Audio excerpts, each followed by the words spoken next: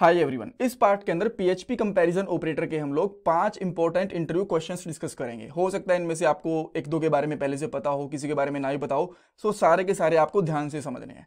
जो सबसे basic question से हम लोग स्टार्ट करते हैं, जो कि ये पूछा जा सकता है कि पीएचपी के अंदर दो तरीके से कंपैरिजन होता है, एक तो डबल इक्वल टू के साथ, एक होता है ट्रिपल इक्वल टू के साथ में। सो डबल इक्वल टू कब यूज करते हैं, ट्रिपल इक्वल टू कब यूज करते हैं और क्या इनके बीच में डिफरेंस है। तो आप बताओगे कि जब भी हम लोग double equal to operator use करते हैं तो यहां पे बस वैल्यू कंपेयर करी जाती है, उसकी डेटा टाइप कंपेयर नहीं करी जाती। मैं यहां पे आपको एक एग्जांपल देता हूं, यहां पे लिखता हूं वेर डंप और यहां पे देन लिखेंगे हम लोग एक 10, ये न्यूमेरिक वैल्यू है, डबल इक्वल टू स्ट्रिंग के अंदर 10 ले लेंगे, राइट। तो यहां पे आप देख पा रहे हो जो वैल्यू है वो तो सेम है, बट डेटा टाइप यहाँ पे अलग अलग है, बट स्टिल जो इसका आंसर आने वाला है वो आपको यहाँ पे ट्रू मिलेगा। मैंने रिफ्रेश करा, यहाँ पे आपको ट्रू दिख रहा है, राइट। बट अगर मैं यहाँ पे ट्रिपल इक्वल टू लगा दूंगा तो क्या होने वाला है, तो ये वैल्यू होने वाली है फॉल्स।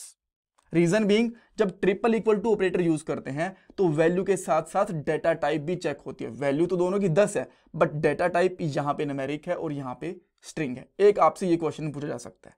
सेकंड क्वेश्चन आपसे ये पूछा जा सकता है कि देखो, एक हमारे पास एक वेरिएबल है a जिसके अंदर हम लोगों ने नल असाइन करा, एक है b जिसके अंदर कुछ भी असाइन नहीं करा।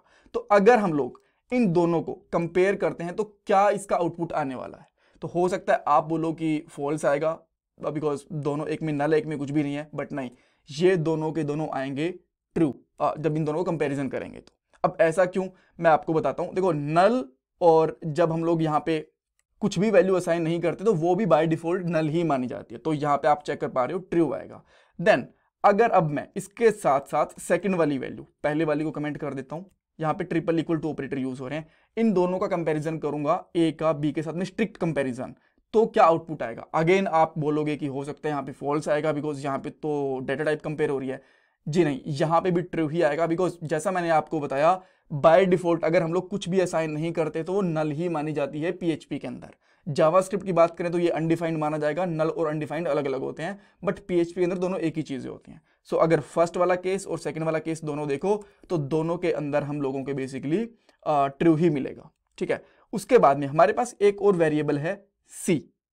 अगर मैं यहाँ पे a यानी कि एक नल वैल्यू को एंड देन हम लोग c को कंपैरिजन करेंगे तो क्या होने वाला है। देन आप यहाँ पे बोलोगे कि एक तो नल है बिल्कुल अलग और एक यहाँ पे एम्प्टी वैल्यू है, मे बी जो इनका रिजल्ट आने वाला है वो फॉल्स आएगा। जी नहीं, इनका भी रिजल्ट आएगा ट्रू।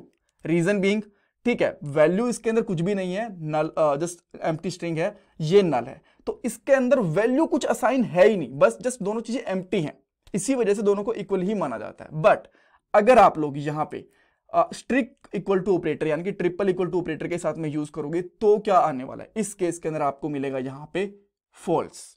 रीजन इसका क्या है, देखो, चाहे ये दोनों वैल्यूज एम्प्टी हो बट डेटा टाइप एक की स्ट्रिंग है एक की नल है, और ट्रिपल इक्वल टू के साथ हम लोग डेटा टाइप चेक करते हैं, राइट। सो इसी वजह से यहाँ पे आपको ये वैल्यू फॉल्स मिलेगी। इसमें कुछ डाउट, कुछ कंफ्यूजन है, मुझे कमेंट सेक्शन में पूछ सकते हो। मैं आपसे रिक्वेस्ट करूंगा प्लीज चैनल को सब्सक्राइब करना, वीडियो को लाइक करना। ऐसे और क्वेश्चंस के लिए मैंने प्लेलिस्ट का लिंक डिस्क्रिप्शन बॉक्स में दिया हुआ है, पीएचपी की प्लेलिस्ट का लिंक भी डिस्क्रिप्शन बॉक्स में, वहां से आप एक्सेस कर सकते हो। Thank you guys.